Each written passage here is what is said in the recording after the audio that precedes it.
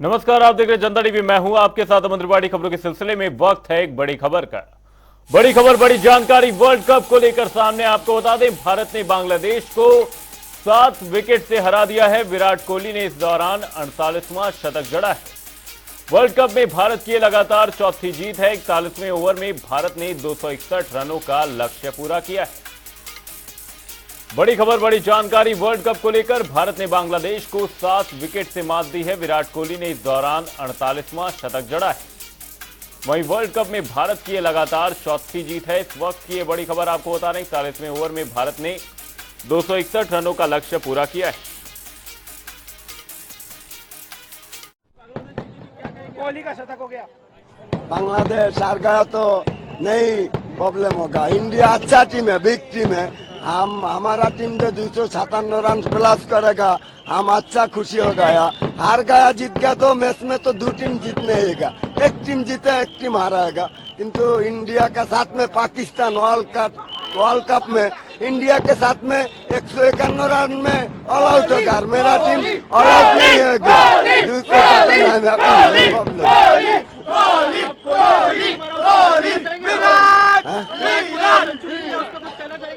Miraj Virat Kohli India is very good player. Number 1 Sachin Tendulkar is second man. Virat Kohli very good man. किंतु हमका team का अच्छा खेलेगा। हार गया तो नहीं प्रॉब्लम होगा।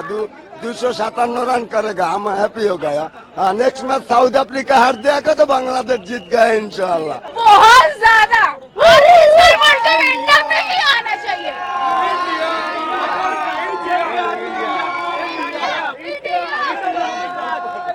बेस्ट। आज विराट कोहली ने ना सेंचुरी पूरा करके हमारा इंडिया जीत गया।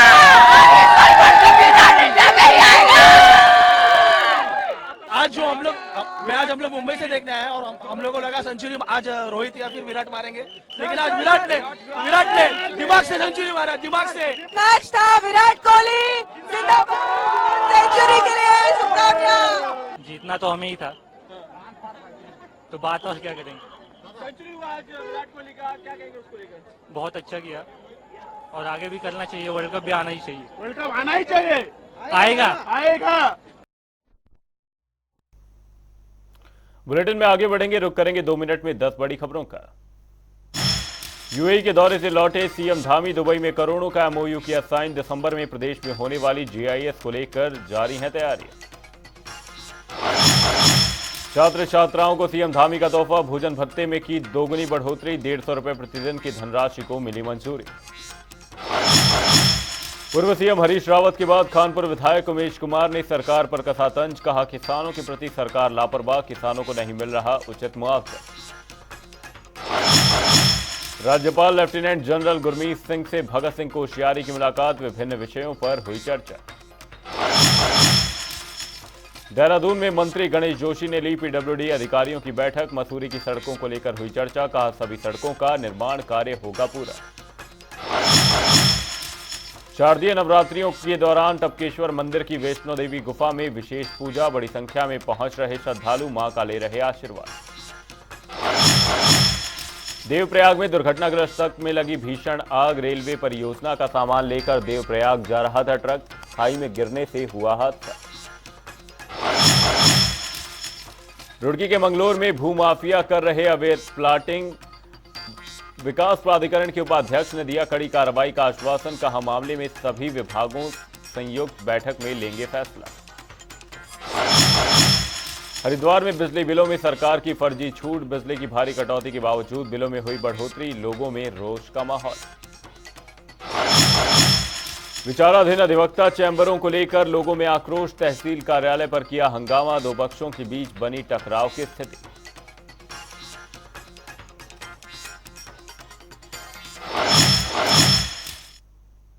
दो मिनट में 10 खबरों के बाद अब रुक करेंगे उत्तराखंड से जुड़ी कुछ अहम खबरों का। मुख्यमंत्री पुष्कर सिंह धामी दुबई दौरे से वापस लौट आए हैं। नई दिल्ली में मीडिया से बातचीत करते हुए सीएम धामी ने कहा कि उत्तराखंड ग्लोबल इन्वेस्टर समिट के तहत पहले लंदन, बर्मिंघम, दिल्ली में और अब दुबई और अबू धाबी में विभिन्न निवेशकों समूहों के साथ बैठकें हुई। पर्यटन, स्वास्थ्य, शिक्षा, फार्मा, कृषि, एग्रो के क्षेत्र में निवेशकों से काफी करार हुए हैं। निवेशकों का उत्तराखंड आने के लिए और निवेश के लिए मन में आकर्षण है।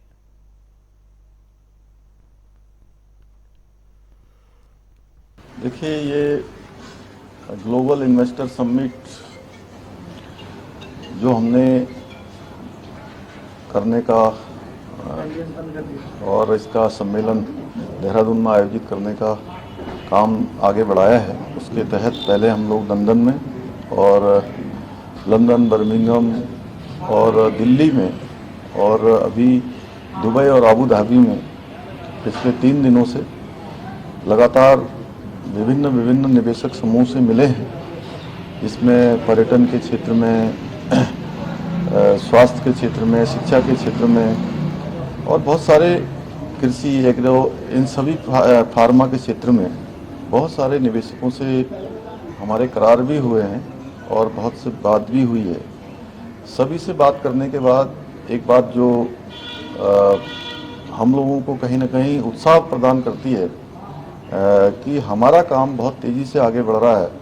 लोग उत्तराखंड आने के लिए, लोगों के अंदर एक मन में आकर्षण भी है, उनकी चाहत भी है कि उत्तराखंड में अपना उद्योग और निवेश करना चाहते हैं और हजारों करोड़ के निवेश हमको इस यात्रा में भी उनके साथ करार के रूप में प्राप्त हुए हैं और बहुत सारे प्रस्ताव भी मिले हैं और निकट भविष्य में हम देश के अन्य शहरों में भी इस प्रकार के निवेशकों के साथ संवाद करने वाले हैं, रोड शो करने वाले हैं और ये काम हमारा निरंतरता से चलेगा।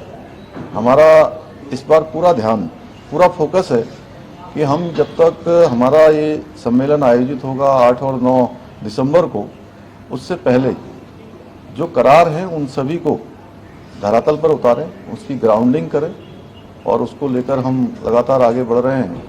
और इस दौरान हमें बहुत सारे सुझाव भी प्राप्त हुए हैं, उन सुझावों पर भी हम बात करेंगे। जितने निवेशकों के द्वारा हमारे साथ करार हुए हैं और प्रस्ताव आए हैं, उन सभी का हम आकलन करने के बाद आगे बढ़ेंगे कि उत्तराखंड राज्य के लिए कौन से उपयोगी हैं, कौन से लॉन्ग टर्म में फ़ायदेमंद हो सकते हैं और जो हमको निवेश के साथ साथ उत्तराखंड के अंदर रोजगार को भी जुटाने का काम करें, वहाँ के लोगों की आजीविका को भी बढ़ाने का काम करें। हमारा जो प्राथमिक सेक्टर है, उस प्राथमिक सेक्टर को मजबूत करने में या उसको आगे बढ़ाने में उसको सहयोग प्रदान करेंगे। हम उनको प्राथमिकता के आधार पर प्रोत्साहन करेंगे और पहले भी हमने जो नीतियां बनाई हैं वो सब निवेशकों के, उद्योग समूह के, सभी के हितों को ध्यान में रखकर उसको बनाया भी है और जहां जरूरत थी उसको संशोधन भी किया है और आगे भी करेंगे। देहरादून में जीएसटी भवन में जीएसटी विभाग की ओर से बिल लाओ इनाम पाओ योजना के चलते एक कार्यक्रम रखा गया, जिसमें अप्रैल और मई के विजेताओं को पुरस्कार वितरित किए गए। इस दौरान कैबिनेट मंत्री प्रेमचंद अग्रवाल ने कार्यक्रम में शिरकत की और विजेताओं को विभिन्न पुरस्कार जैसे स्मार्टफोन, स्मार्ट वॉच और ईयर पैड वितरित किए। डॉक्टर प्रेमचंद अग्रवाल कैबिनेट मंत्री ने कहा कि यहां आंकड़े दर्शाते हैं कि योजना को लेकर जनता में असीम उत्साह है।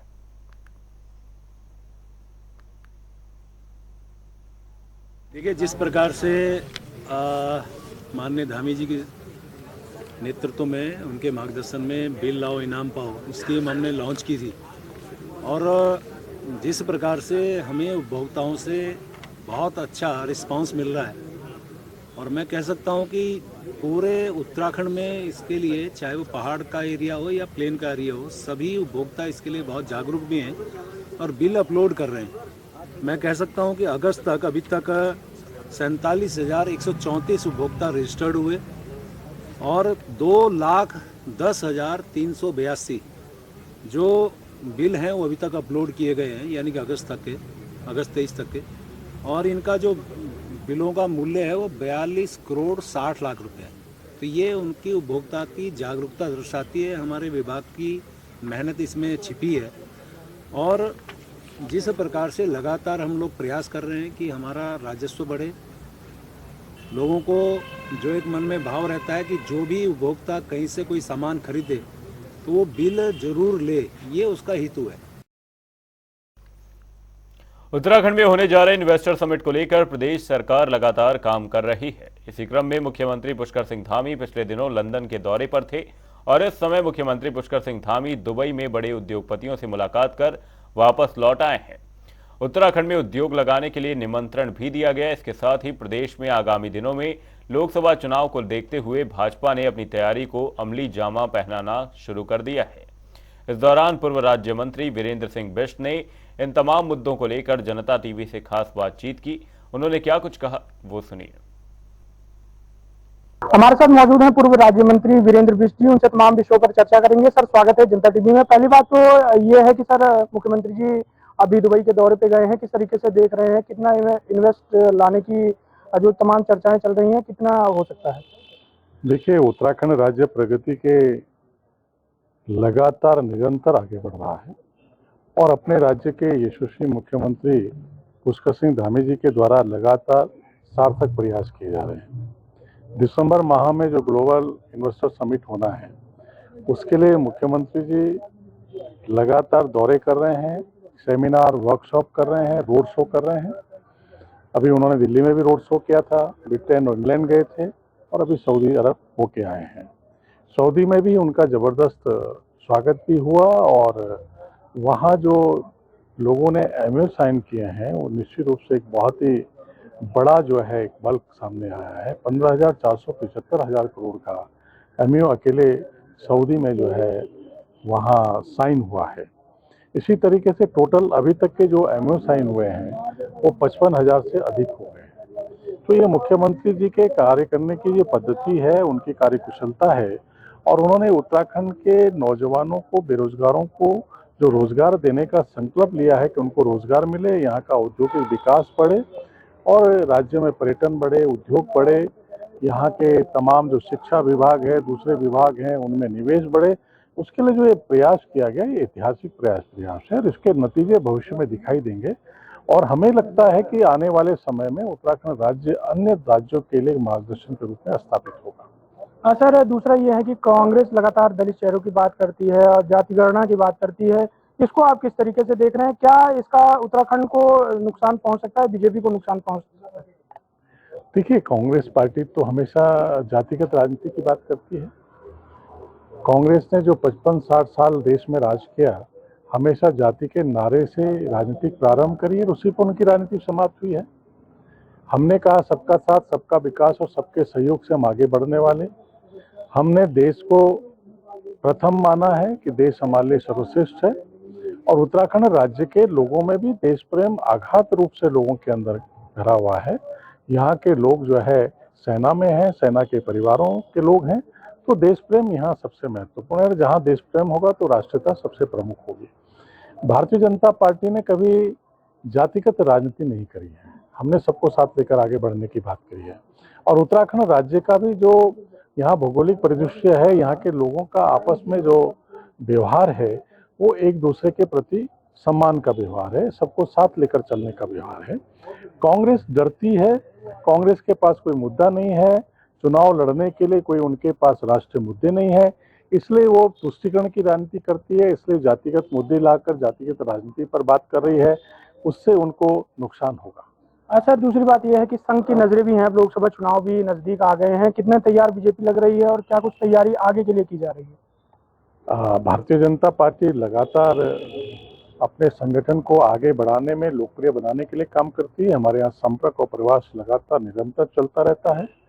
अभी आने वाले दिनों में हमारे पंच परमेश्वर सम्मेलन होने वाला है, जो हमारे कार्यकर्ता बूथ स्तर पर 5 प्रमुख कार्यकर्ता हैं।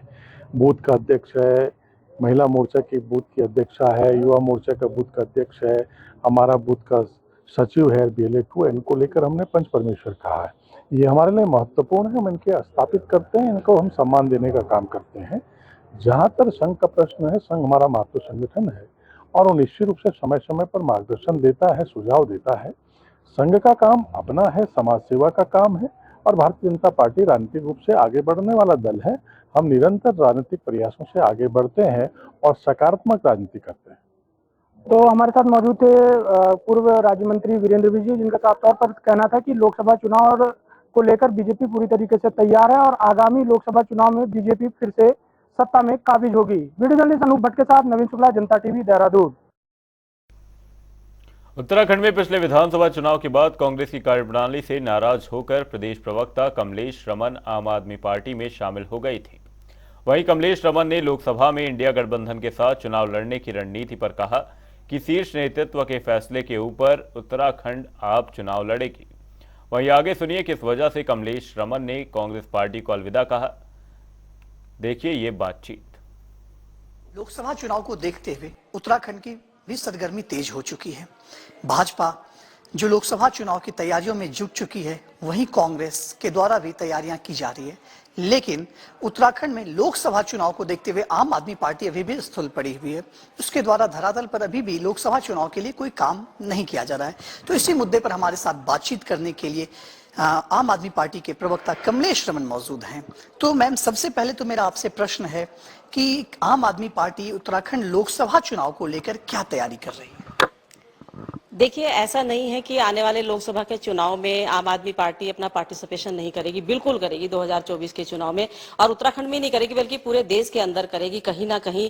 क्योंकि आपने आज भाजपा की बात करी है कि भाजपा की और कांग्रेस की पूर्ण तरीके से तैयारी, तो मैं भाजपा के सांसद जिन्होंने 5 के 5 सांसद हैं जिन्होंने गाँव उधार लिए थे, जिन्होंने गाँव गोद लिए थे, आज तक उन गाँव की उन्होंने दशा और दिशा नहीं बदली, आज तक उन गाँव की सुध नहीं ली, तो वो क्या मुंह लेकर के जनता के बीच में जाएंगे। और रही बात कांग्रेस की, तो कांग्रेस में तो हरिद्वार से लेकर तमाम सीटों पर इतनी सिर फुटअव्वल है, पूरा राजनीतिक स्तर पर उनमें इतनी सिर फुटअव्वल है, तो वो क्या चुनाव की बात करेंगे। लेकिन आम आदमी पार्टी पूर्ण तरीके से जो भी दिशा निर्देश ऊपर दिल्ली से, केंद्र से हमें मिलेगा, उसके अनुसार हम लोग काम भी करेंगे और हमारे कार्यकर्ता काम करेगा।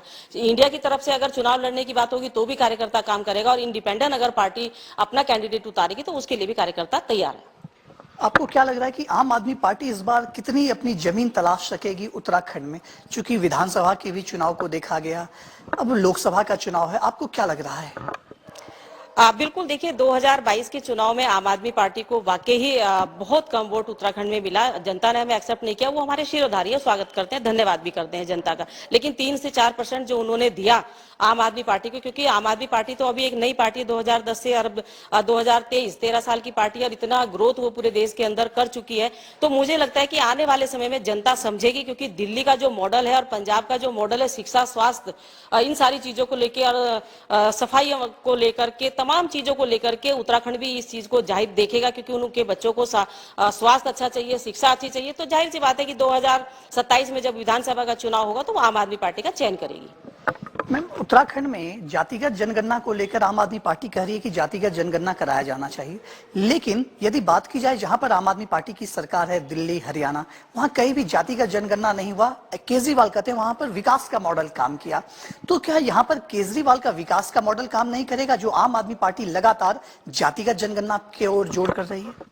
देखिए, दोनों चीजों में मुझे लगता है अंतर है। दिल्ली का और पूरे देश के अंदर जो जाति गणना, जो हमारी जनगणना होनी है, दोनों चीजों में अंतर है। दिल्ली में इस समय अरविंद केजरीवाल जी आम आदमी पार्टी की सरकार है, तो वो विकास के मॉडल पर काम करती है। तो वहां पर भी जाति गणना के लिए केजरीवाल जी ने मना नहीं किया, वहां पर भी कर सकते हैं पूरे देश के अंदर, और होनी भी चाहिए, क्योंकि पता भी चलना चाहिए कि कौन कितनी स्ट्रेंथ रखता है, किसकी कितने प्रतिशत भागीदारी है। जिसकी जितनी भागीदारी होगी उसकी उतनी हिस्सेदारी होगी। तो जाहिर सी बात है कि जाति जनगणना होनी चाहिए, उसी के हिसाब से देश में विकास काम करता है। शिक्षा, स्वास्थ्य, हर चीजों को जो है तोल करके देखा जाता है। तो मुझे लगता है कि जो हमारी ये जनगणना होनी है, इसको होना चाहिए।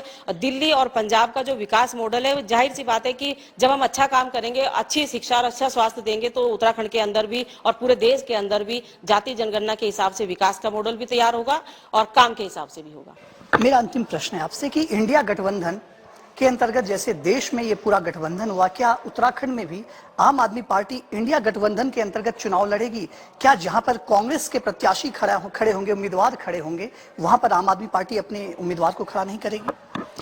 बिल्कुल, हमारा शीर्ष नेतृत्व और जो कांग्रेस का शीर्ष नेतृत्व होगा, इंडिया गठबंधन के अनुसार अगर माननीय अरविंद केजरीवाल जी ये आदेश करेंगे कार्यकर्ताओं को उत्तराखंड में भी कि आप चुनाव गठबंधन के तहत लड़ना है, तो जाहिर सी बात है कि पार्टी उनके साथ खड़ी होगी। लेकिन यहाँ के नेताओं को भी हमारे उत्तराखंड के नेताओं को आमंत्रित करना पड़ेगा। कांग्रेस की जो पार्टी है, अगर उनका कोई कैंडिडेट उठता है या आम आदमी पार्टी से कैंडिडेट उठता है, तो दोनों को सामंजस्य बिठा करके काम करना पड़ेगा। और दिल्ली के आदेश के अनुसार ही हम चलेंगे, क्योंकि अपनी तरफ से हम कोई भी ऐसा निर्णय नहीं लेंगे जिसमें हमारी पार्टी को नुकसान उठाना पड़े।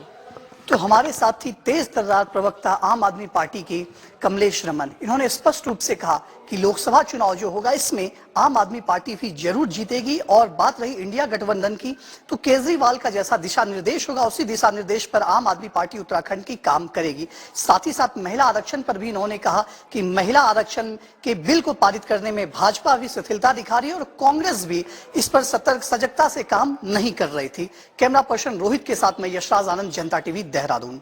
देखिए 2024 लोकसभा चुनावों को लेकर सभी राजनीतिक पार्टियां अपनी अपनी तैयारियों में जुटी हुई हैं। इसी कड़ी में उत्तराखंड क्रांति दल ने हरिद्वार में कई युवा और महिलाओं को पार्टी से जोड़ने का काम किया। वहीं चुनावों को लेकर उत्तराखंड क्रांति दल 5 सीटों पर जीत का दावा कर रही है।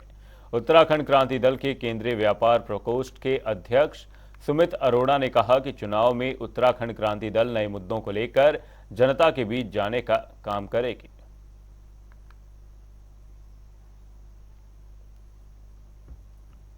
क्रांति दल महानगर के नेतृत्व में आज सैकड़ों महिलाओं ने उत्तराखंड क्रांति दल को ज्वाइन किया है और भविष्य को लेकर हमने एक रणनीति तैयार की है कि लोकसभा के अंदर हम जनता के बीच में नए मुद्दों के साथ पब्लिक के बीच में जा रहे हैं। और जो पूर्व के अंदर पार्टी के द्वारा जो गलतियां की, जो संगठन का स्ट्रक्चर को लेकर हम सही काम नहीं कर पाए, उस स्ट्रक्चर को नए अध्यक्ष, केंद्रीय अध्यक्ष कटैत जी के नेतृत्व के अंदर फिर से पुनः जीवित किया गया है। और जो पूर्व के अंदर जो कुछ ऐसे घटनाक्रम रहे, क्योंकि उत्तराखंड के अंदर धन का बहुत बोलबाला रहा है यहाँ पे, और राष्ट्रीय दलों ने उत्तराखंड को केवल बर्बाद करने और कर्जदार कर दिया, उसके अलावा और कुछ नहीं कर पाई है दोनों सरकारें यहाँ पे, चाहे वो भाजपा और कांग्रेस हो। उत्तराखंड क्रांति दल आज की एक नई पीढ़ी की उत्तराखंड क्रांति दल है, नए लोगों का उत्तराखंड क्रांति दल है और शीघ्र ही आप देखेंगे कि लोकसभा के अंदर एक बेहतर प्रदर्शन करने जा रहे हैं और हम जनता के बीच में जनता के मुद्दों को लेकर जा रहे हैं। अभी तक इन राष्ट्रीय पार्टियों ने हमारे उत्तराखंड का जो विकास तो नहीं हुआ पर विनाश हुआ है, लेकिन जो है अब की बार यूकेडी ने कमर कस ली है। इसीलिए हमारे यूकेडी में जो है युवा मातृशक्ति बड़े जोरों शोरों से हमारे यूकेडी में सदस्यता ग्रहण कर रहे हैं। उत्तराखंड क्रांति दल हमेशा व्यापारियों के साथ रही है, हरिद्वार की जनता के साथ रही है और मैं हरिद्वार की जनता से पुनः एक बार आग्रह करूंगा कि वो यूकेडी का साथ दें और यूकेडी हमेशा उनके साथ कंधा से कंधा मिलाकर। बुलेटिन में फिलहाल के लिए सिर्फ इतना ही। कहीं जाएगा नहीं। जनता टीवी पर खबरों का सिलसिला रहेगा जारी। तब तक के लिए नमस्कार।